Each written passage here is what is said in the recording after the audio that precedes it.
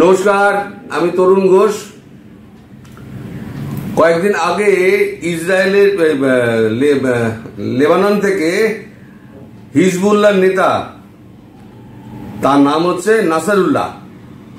Nasrallah একটা বক্তব্য ছেড়েছিল, বলেছিল যে যুদ্ধ যদি শুরু হয়, ইসরায়েল যদি করে, তাহলে ইসরায়েলের অস্তিত্ব শেষ হয়ে যাবে। মানে হিজবুল্লাহ ইসরায়েলের অস্তিত্ব শেষ করে দেবে, এই হুমকিটা দিয়েছিল। এই হুমকি দেওয়ার পরপরই 24 ঘন্টার মধ্যে ইসরায়েল লেবাননে হামলা চালিয়ে দিল। ভোর থেকে লেবাননে বিমান হামলায় 25 জন নিহত। মানে একটা 30-35 রেডিয়াস কিলোমিটার ধরে ইসরায়েলি বিমান যা বোমা মেরেছে, বোমার কত মেরেছে এখনো সংখ্যা জানা যায়নি। তবে এখনো পর্যন্ত খবর যা এসে পৌঁছেছে, 25 জন মারা গেছে। মানে সেগুলো সব হচ্ছে হিজবুল্লাহ। হিজবুল্লাহ যেখানে যেখানে ছিল, যেসব ঘাঁটিতে হিজবুল্লাহ বসেছিল, সেই সব ঘাঁটিগুলোতে একেবারে পিন পয়েন্ট টার্গেটে একদম বোম মেরে সেই সব বাড়িগুলোকে ফ্ল্যাট করে দিয়েছে। এবং বোমাগুলো এমন যে পাশাপাশি বাড়ি, তো একটা বাড়িতে যদি হিট করে তাহলে তার ভূমিকম্প যেটা হয়, তার পরের 4টে বাড়ি ধ্বংস হয়ে যায়। এবং সেই ধ্বংসস্তূপের তলায় অনেক সাধারণ মানুষও হয়তো মারা গিয়েছে, সেটা এখন পর্যন্ত মানে খবর পাওয়া যায়নি। এদিকে মার্কিন প্রতিরক্ষা সচিব লয়েড অস্টিন বলেছেন যে ওয়াশিংটন ইসরায়েলকে সমর্থন অব্যাহত রাখবে, কারণ তেল আবিব একটি নতুন 8.7 বিলিয়ন মার্কিন সামরিক সহায়তা ও প্যাকেজ সুরক্ষিত করেছে এবং গাজা ও লেবাননে ইসরায়েলের আক্রমণে রেড লাইন ক্রস করে দিয়েছে। গাজায় ইসরায়েলের যুদ্ধে অন্তত, গাজায় যে অ্যাটাক করেছিল, অন্তত 41,534 জন নিহত এবং 96,092 জন আহত হয়েছে। মানে এটা হলো অফিসিয়াল ফিগার। এখন যুদ্ধে কোনো অফিসিয়াল ফিগার হয় না। যে সমস্ত ঘরবাড়িগুলো চাপা পড়ে গেছে না, গাজা তো পুরো নিশ্চিহ্ন হয়ে গেছে।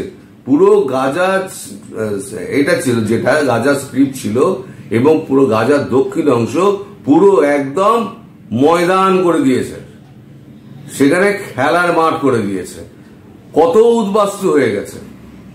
আচ্ছা, এটা কিন্তু হতো না, মানে এদের তো চুলকানি আছে। ইসরায়েল কিন্তু 2 স্টেট সলিউশন মেনে নিয়েছিল, যে ওদের মধ্যে চুক্তি হয়েছিল প্যালেস্টাইন আর ইসরায়েলের মধ্যে, ঠিক আছে 2 স্টেট সলিউশন আমরা দ্বিরাষ্ট্র আমরা মেনে নিলাম, তোমরা ওপারে থাকো, আমরা এপারে থাকি।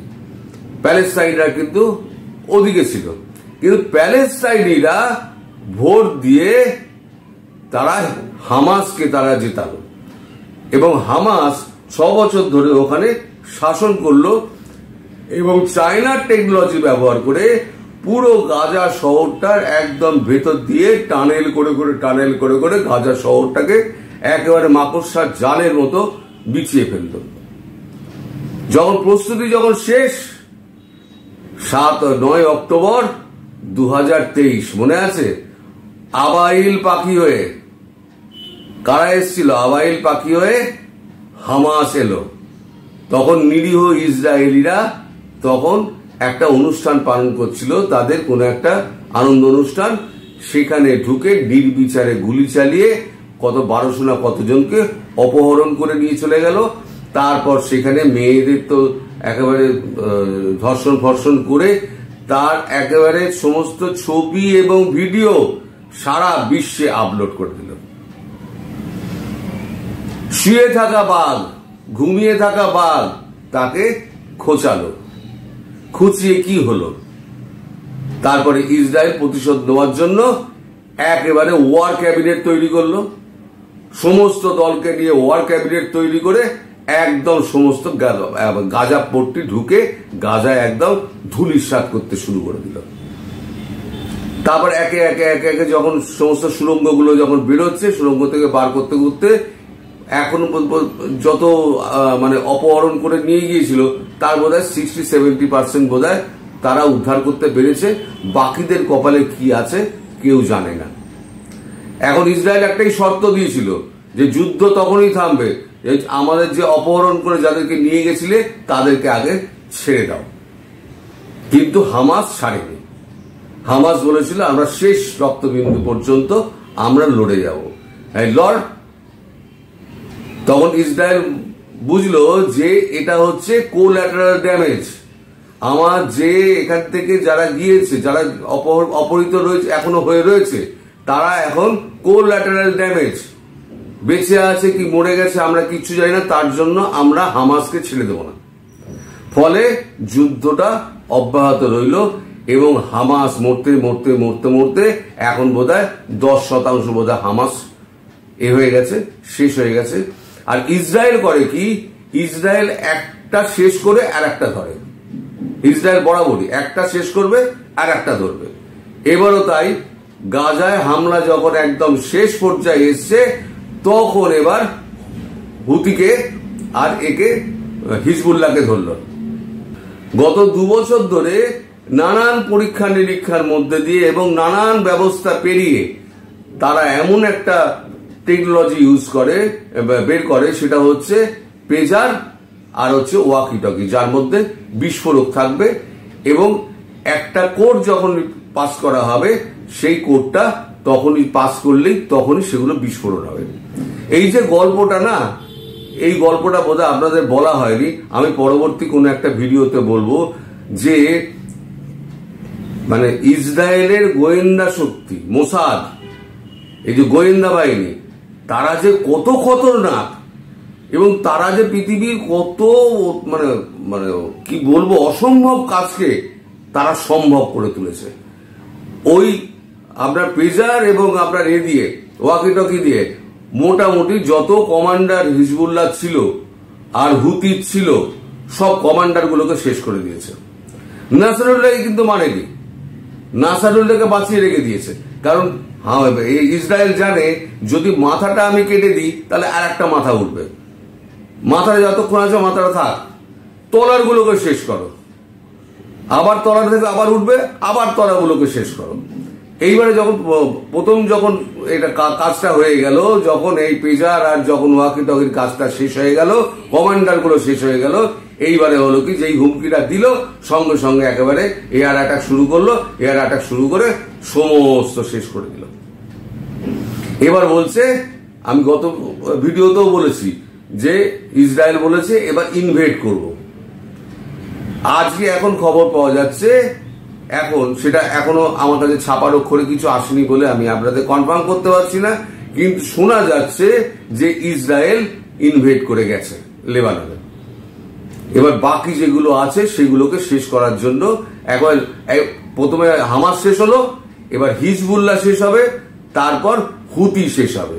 হুতির কমান্ডার গুলো গেছে কিন্তু হুতিকে শেষ করবে। এবার লেবানন, সিরিয়া যা জুড়ে আছে এদের সমস্তকে শেষ করবে।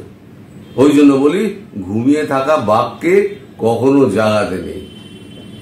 তা এদের তো সুরসুরি আছে না, কে বলেছিল ভাই তোদের আবাইল পাখি হয়ে এসে ওইভাবে করা, সুস্থ তোরা ছিলি ওখানে।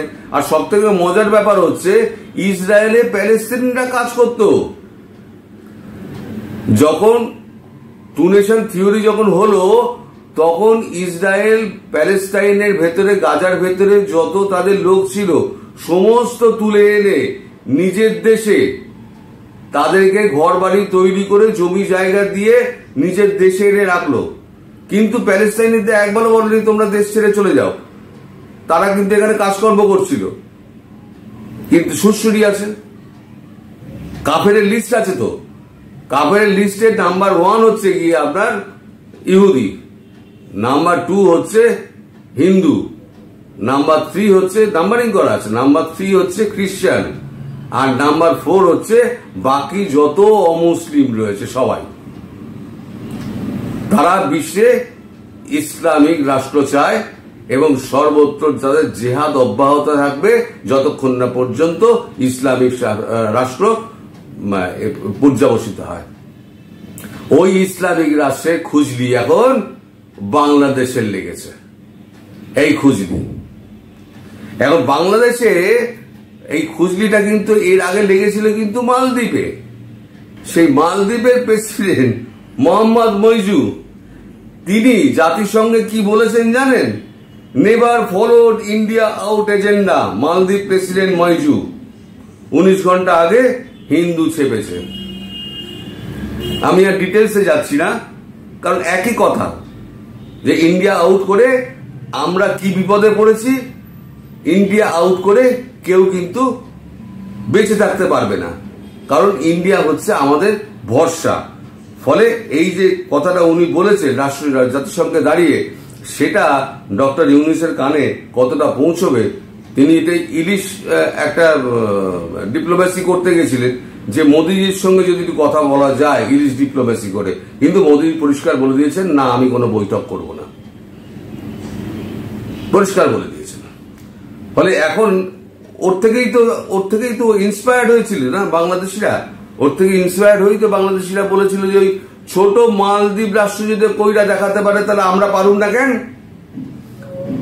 শুরু হয়েছিল ইন্ডিয়া বয়কট দিয়ে, সেটা আজকে এসে এই জায়গায় দাঁড়িয়েছে। এখন বলছে আমরা 7 সিস্টার দখল করব।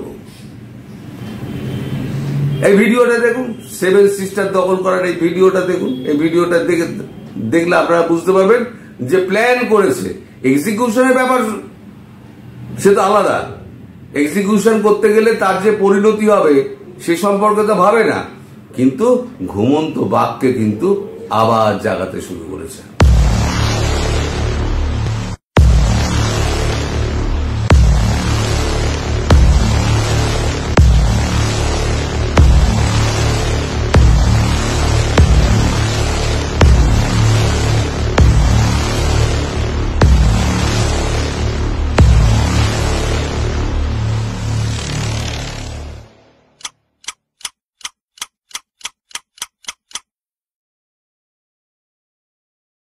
দেখলেন তো ভিডিওটা? এই হচ্ছে ওদের প্ল্যান। এখন এই প্ল্যান দিয়ে ওরা কতটা এগোতে পারবে সেটা এখন খুব চিন্তার বিষয়। এখন ডক্টর ইউনূস, তার ঘাড়ে কটা মাথা আছে। এখন আবার আজকে নাকি শুনলাম, মানে বাংলাদেশি মিডিয়ায় নাকি খুব লাফালাফি হচ্ছে। লাফালাফি এখন কি হচ্ছে? সেটা হচ্ছে আমেরিকা বাংলাদেশের হাসিটাকে উৎখাত করেছে। এইবার আমেরিকা পালাকার, এবার হচ্ছে ভারতের। আমেরিকা ভারতে মোদির পাশা উল্টাবে। খুব একদম মানে চলছে, একেবারে বিতর্ক চলছে ওখানে সারা মিডিয়া জুড়ে, বাংলাদেশি মিডিয়া জুড়ে। সে সমস্ত কাটিংও আমার কাছে আসছে। ভালো কথা, বাংলাদেশি মিডিয়া চালিয়ে যদি সুখ পায়, টিআরপি যদি ওঠে, এখন তো এতেই তো টিআরপি। ভারত বিদ্বেষী কথা বলো, টিআরপি পেয়ে যাবে। আমি যদি আজকে ভারত বিদ্বেষী যদি ভিডিও করি, তাহলে আমার ভিউজ মিলিয়নসে ছাড়িয়ে যাবে। তো যাই হোক, বাংলাদেশের এই স্বপ্ন যে মোদী সরকারকে ফেলে দেয়, তা ভালো। ইলিশে খুব মানে আমাদের তো একটু সন্তুষ্ট করার চেষ্টা করেছিল, কিন্তু কাজ হলো না। আমাদের এখানে মানে বাংলা একটা কাগজ আছে, প্রতিদিনের ওয়েবসাইট, এতে লিখেছে ইন্ডিয়া বাংলাদেশ, তার হেডলাইন ইলিশে আব্বুলিশ, ভারত বাংলাদেশের টানাপোড়েনের অন্দরে আসলে কোন খেলা। বাংলাদেশের নতুন সরকারের সঙ্গে দিল্লির সাউথ ব্লকের সম্পর্কের সমীকরণ কোন দিকে যেতে পারে। ভারতে ইলিশ রপ্তানি নিয়ে বাংলাদেশের টানাপোড়েনের অন্দরে আসলে কোন খেলা। আন্তর্জাতিক কূটনীতির ক্ষেত্রে এই ঘটনার তাৎপর্য অত্যন্ত গুরুত্বপূর্ণ। বাংলাদেশের নতুন সরকারের সঙ্গে দিল্লির সাউথ ব্লকের সম্পর্কের সমীকরণ কোন দিকে যেতে পারে তার ইঙ্গিত পাওয়া যাচ্ছে কি, লিখেছেন গৌতম সরকার। ও গৌতম যা লিখেছে আমি জানি। আমি খবরের ডিটেলস আপনাকে আমি বলে দিচ্ছি যে ইলিশটা দিয়ে একটা সম্পর্ক স্থাপনের চেষ্টা করা হয়েছিল, যদিও এই ইলিশ কত দামে নেওয়া হয়েছে আমি কদিন বাদে বুঝতে পারবো, আমি জানতে পারবো, এখনো পর্যন্ত জানতে পারিনি। কারণ যারা আমদানিকারক তারা তো অন্য জায়গা থেকে ইলিশ নিয়ে চলে এসছে, তারা পরিষ্কার বলে দিয়েছিল যে আমরা ইলিশ নিতে পারবো না, কারণ আমাদের যা আনার আমরা এনে নিয়েছি, বার্মা টার্মা থেকে আমরা এনে নিয়েছি, বিভিন্ন জায়গাতে উড়িষ্যা থেকে নিয়ে এসেছি, ঝাড়খণ্ড থেকে নিয়ে এসে আমরা বাংলা বাজারে দিয়ে দিয়েছি। আর আমাদের গঙ্গার ইলিশ তো আছে, সেটা নিয়েই তো আমরা খেয়ে বেঁচে থাকি। পদ্মার ইলিশ কজন খায়? কত টন ইলিশ আপনারা পাঠান? 9 কোটি বাঙালি আছে পশ্চিমবঙ্গে, কজনের পাতে আপনি এই পদ্মার ইলিশ দেবেন? সম্ভব? আপনাদের পক্ষেও সম্ভব না। তাতে কি আমাদের এখানে যদি আপনি না পাঠালে তখন কি দাম কম ছিল? আপনার যারা আড়তদার আছে তারা ইলিশের দামটাকে বাড়িয়ে রেখে দিয়েছে। আর আমি আমাদের এখানকার সমস্ত লোককে বলে দিই যে বাংলাদেশে কিন্তু বিদ্যুতের অভাব ভীষণ রকম, বিদ্যুতের অভাব, হিমঘরগুলো কিন্তু চলছে না, তাই এগুলো মানে একটা কেমিক্যাল দিয়ে ইলিশগুলোকে রাখা হচ্ছে। এই কেমিক্যাল দেওয়া ইলিশ চোরা পথে যেগুলো আসছে সেই ইলিশ কিন্তু পদ্মার ইলিশ বলে কিন্তু ভুলেও কিনে খাবেন না, তাহলে কিন্তু আপনার শরীর খারাপ হতে বাধ্য। মৃতদেহ যে এতে চুবিয়ে রাখা হয় না, আমি নাম বলছি না, তার টেকনিক্যাল কারণের নাম বলছি না, মৃতদেহ যাতে চুবিয়ে রেখে মৃতদেহকে সংরক্ষিত করা হয়, তা দিয়ে ব্রাশ দিয়ে, সেই কেমিক্যাল দিয়ে ব্রাশ দিয়ে ইলিশকে ব্রাশিং করা হয়, করে তারপরে বরফের মধ্যে ঢোকানো হয় যাতে ইলিশটা না পচে। যেমন মৃতদেহ না পচানোর জন্য যেমন ওই কেমিক্যাল ব্যবহার করা হয়, ইলিশটার ক্ষেত্রেও সেটা ব্যবহার করা হচ্ছে। সুতরাং বুঝে নিন ওই ইলিশ আপনার শরীরের পক্ষে কতটা ক্ষতিকর। যদি চোরাপথে যেগুলো আসছে সেগুলো থেকেও বিরত হন, সেগুলো থেকে আপনারা করবেন না। আর যারা মাছ বিক্রি করছেন আমি তাদেরকেও সাবধান করে দিচ্ছি, তারা কিন্তু ভুলেও এই পাপ কাজটা করবেন না, কারণ আপনার অজান্তে আপনার হাত দিয়ে মানুষের কিন্তু ক্ষতি হয়ে যাচ্ছে। যাই হোক, ভিডিও আজকে এখানেই শেষ করলাম। সবাই ভালো থাকবেন, সুস্থ থাকবেন এবং সাবধানে থাকবেন। নমস্কার।